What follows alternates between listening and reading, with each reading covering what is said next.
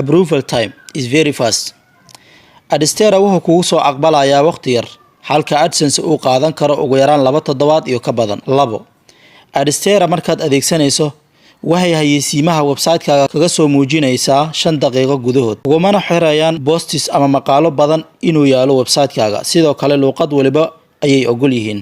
Halka AdSense ay waajib tahay in ugu yaraan website-kaaga uu yaalo 5 ama aad ku qorto 15 maqaal oo luqadda Englishka ah. 3. Payment methods.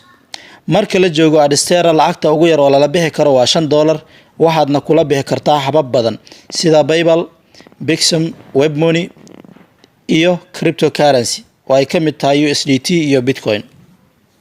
Balse AdSense lacagta ugu yar ee la bixi karo waa €70 oo u dhiganta $100 waxaadna kula bixi kartaa oo kaliya bank account sida Payoneer. Live chat support. Wadiiqada afraad waa live chat support.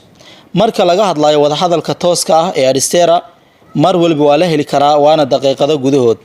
Balse AdSense waxay qaadanaysaa ugu yaraan 24 saacadood inay kugu soo jawaab celiyaan. 5. Adstera waxay ogol yihiin website nooc waliba leh, balse AdSense wuxuu ogol yahay website-ka ay u arkaan in uu soo saari karo dhaqaale fiican. Waxaan rajaynayaa inaad kala fahantay wadiiqadaha ama hababka uu Adstera kaga fiican yahay ad networks-ka kale. Intaynu muuqaalkan mid la mid ah aynu dib uga kulmi doono alla idinkii isma dhaafin.